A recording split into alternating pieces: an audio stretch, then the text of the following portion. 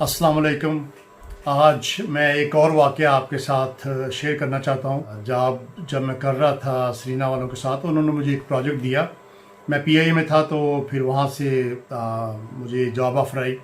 Serena Kabul उस वक्त बन रहा था, तो मुझे बुलानी साहब है जो सीईओ हैं सरीना होटल्स के, उन्होंने मुझे ये प्रोजेक्ट दिया उसको काबुल सरीना को खोलने के लिए।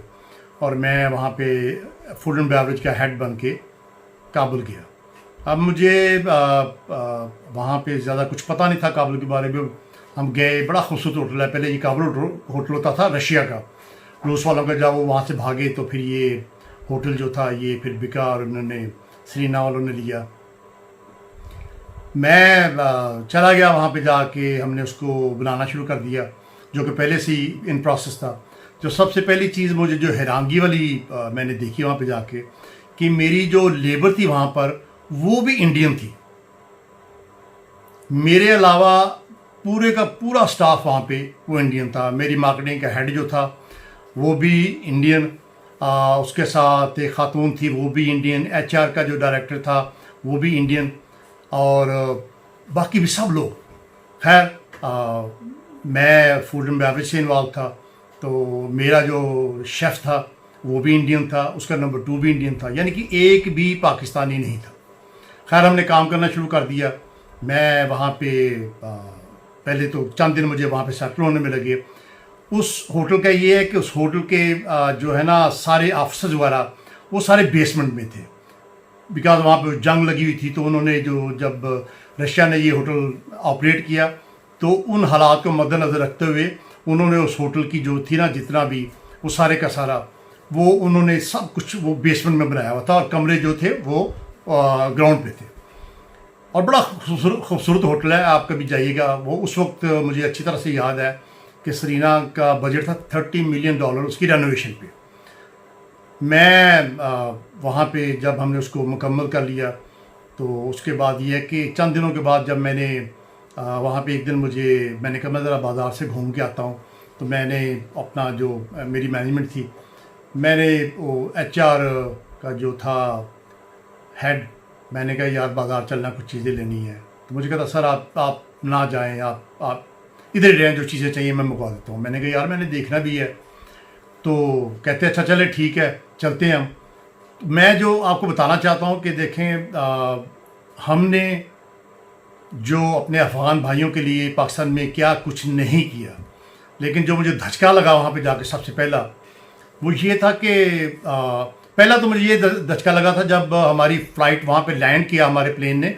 तो हमारा प्लेन वहाँ से जो रनवे था सबसे पीछे खड़ा किया उन्होंने, और वहाँ से उतार के तो हमें वो टर्मिनल में लेके आए। और वहाँ पर हमारा जो इमिग्रेशन का सिलसिला था वो भी काफ़ी, वो हमारे साथ उनका रवैया अच्छा नहीं था। लेकिन बहरहाल वो मैं तो यही समझा कि हालात कुछ ऐसे हैं, तो इसलिए ये लोग कर रहे हैं। लेकिन बाकी जो फ़्लाइट्स वगैरह थी वो बिल्कुल टर्मिनल के साथ आकर रुकती थी। बाज़ार चले गए, वहाँ पे एक जो थी शॉप, हम वहाँ पे रुके। तो मैंने कुछ वीडियोज़ लेनी थी, कुछ सीडीज़ वगैरह सो, तो मैंने म्यूज़िक के लिए लेनी थी।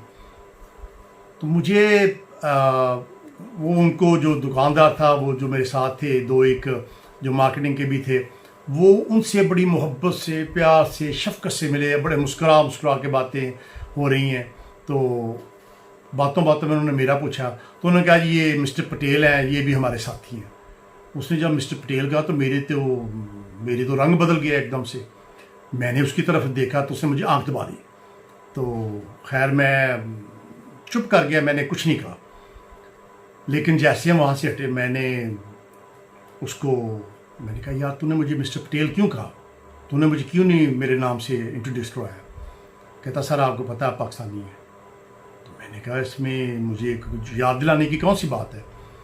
तो मुझे कहता कि सर आप अगर उनको कहते तो हमें ख़तरा था कि आपको कोई हर्ट ना करे। खैर मुझे उसकी बात, मैंने कुछ इतना उसको सीरियसली लिया नहीं। अब हम आगे बाज़ार में गए, तो वहाँ से कुछ चीज़ें लेनी थी किचन के लिए। तो एक बहुत बड़ी दुकान थी, वहाँ से हमने चीज़ें ली। तो बातों बातों में उस बंदे ने इनको जब मिल रहा था, जो मेरे इंडियन कोलीग्स थे, उनसे बातें करते करते तो अचानक कुछ जिक्र पाकिस्तान का आया। دوست دکاندار نے تو بہت برا بلا کہنا شروع کر دیا. اب میری طبیعت خراب ہونی شروع ہوگی. میں بائی نیچر ویسے تھوڑا سا جذباتی ہوں, تو میں تو اب اس کو مجھ سے رہا نہیں گیا. میں نے کہا یار آپ پاکستان کو اتنی برا بلا کیوں کہہ رہے ہیں آپ؟ تو خیر کیونکہ انہوں نے مجھے انٹروڈیوس اس طرح سے کروایا تھا تو وہ شاید سمجھ نہیں پایا, تو اس نے بہت ساری بری باتیں کی. تو میں نے وہاں سے کہا, میں نے کہا اچھا ہم کل چیزیں لیں گے آپ سے آ کے. میں نے اسے کہا چل یار واپس چل, میں نے ذرا ہوٹل میں واپس جانا ہے. خیر ہم واپس آئے, گاڑی میں بیٹھے, ڈرائیور ہمارے ساتھ تھا, تو ہم آگے واپس. تو میں نے آ کے وہ جو مارکیٹنگ کا ہیڈ تھا, تو میں نے اس کو میں نے کہا یار کمار یہ تو نے یہ آج تو بہت آپ نے مجھے بتانا چاہیے تھا آپ کو کہ اس طرح سے. اس نے کہا سر آپ اگر ان کو بتاتے کہ آپ پاکستانی ہیں تو ہو سکتا وہاں پہ آپ کو گلے پڑ جاتا, تو پھر آپ کیا کرتے. تو مجھے تب احساس ہوا کہ ہمارے ساتھ وہ ہمارے مسلمان بھائی ہیں اور ہمارے ساتھ ان کا یہ رویہ. یہ میں آپ کو بات بتا رہا ہوں 2003-04 کی. تو 2003-04 میں یہ اس بری طرح سے, اور پھر اس کے بعد یہ ہے کہ جتنی دیر تک وہ ہوٹل مکمل نہیں ہوا میں اس ہوٹل کے اندر ہی رہا, اور میں نے اس کو پھر مکمل کیا. پھر اس کی جو اوپننگ تھی اس پہ حامد کارزئی آئے, یو این کا جو جنرل تھے جو امریکن تھے وہ آئے, اور پرنس سلیم آغا خان آئے, اور ہمارے سے ان کا انٹروڈکشن ہوا. مجھے حامد کارزئی کیونکہ مجھے جانتے تھے یہیں سے, میں جب میرٹ میں ہوتا تھا تو ہمارے پاس ایز اے گیسٹ ٹھہرتے تھے, تو وہ اکثر بیٹھتے تھے کاف شام میں. تو مجھ سے ان کا آتے جاتے دعا سلام رہتی تھی. اس وقت ہمیں پتہ نہیں تھا کہ انہوں نے کل کو پریزیڈنٹ بھی بننا ہے, تو ہمارے لیے ہمیں تو یہی تھا کہ یہ ہمارے گیسٹ ہیں, تو وہیں پہ رہتے تھے. تو مجھے یاد آ رہا ہے کہ جب وہ ہم سب لائن میں کھڑے تھے ان کو ریسیو کرنے کے لیے, تو میرا 7واں-8واں نمبر تھا. جب حامد کارزئی نے مجھے کچھ 3 اسٹیپ دور سے دیکھا تو مجھے وہ دیکھ کے مسکرا کے تو مجھے کہتا ہے mister Marriott how are you, oh you are here. تو میں خیر تھوڑی سی میں نے کہا جی سر میں یہاں پہ اس ٹیم کا میں ہیڈ ہوں جنہوں نے یہ بنایا ہے ہوٹل. او ویری گڈ, یہاں پہ آپ خوش ہیں؟ ٹھیک ہے. میں نے کہا جی اللہ کا شکر ہے بالکل ٹھیک ٹھاک. اتنی بات کی, وہ آگے گزر گئے. تو بعد میں جیسے میں نے یہ مکمل کیا تو مجھے جاب آفر آ گئی تھی امریکہ سے کروز لائن میں نا, وہاں پہ میامی میں کام کرنے کے لیے. لیکن بہرحال یہ چیزیں میں نے آپ سے آج اس لیے شیئر کی کہ دیکھیں کتنی بدقسمتی ہماری کہ ہم مسلمان ہوتے ہوئے بھی, اور بالکل ہمارے یعنی کہ ہمارا پڑوسی ملک جس نے ہمیں 1947 سے آج میں ہمیں انہوں نے تسلیم نہیں کیا, اور اتنے 30 لاکھ کے لگ بھگ ابھی بھی افغانی ہمارے پاس ہیں, اور ہم اتنی محبت سے ان لوگوں کو رکھا ہوا ہے.